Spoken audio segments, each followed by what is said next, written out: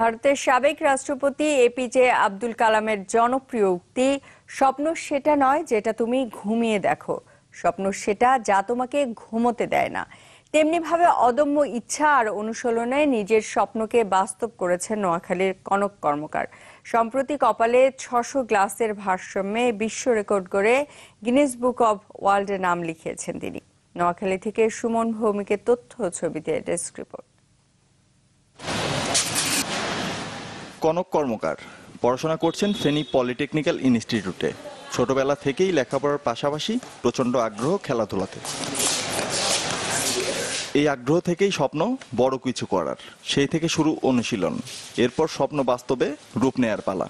সম্প্রতি কপালে ৬০০ গ্লাস রেখে গড়েছেন বিশ্ব রেকর্ড, নাম লিখিয়েছেন গিনেস বুক অব ওয়ার্ল্ডসে।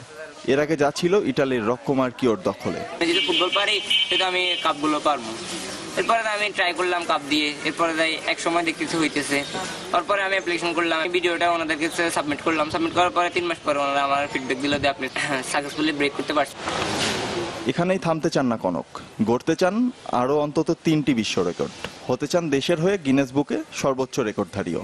যে কোনো 4টা রেকর্ড ভাঙবো, এবার ফুটবলে হোক, গিটারে হোক, ব্যালেন্সিং হোক, আমি যে কোনো 4টা রেকর্ড ভাঙবো। অ্যাপ্লিকেশন করছি, আমার 3 মাসের মধ্যে ওনারা সব ইনফরমেশন দিবে কিভাবে করতে হবে সব। আরো ভালো কোনো স্টেপ শিখে আরো ভালো ধরনের কোনো কিছু অর্জন করার জন্য। সত্যি খুব অসাধারণ, এগুলা কি বলবো, আমি বোঝাতে পারছি না। আমি তাকে এইসব ব্যাপারে সহযোগিতা করি এবং যেহেতু এগুলি সহশিক্ষা কার্যক্রমের অংশ।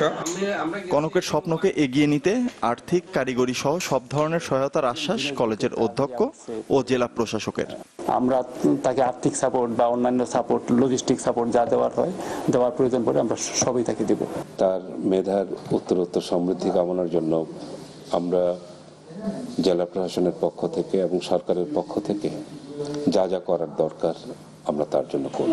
শুধু রেকর্ড গড়ে নয়, বিএসসি ইঞ্জিনিয়ারিং শেষে ভালো চাকরি, ফুটবল আর দেশের জন্য কাজ করতে চান কনক।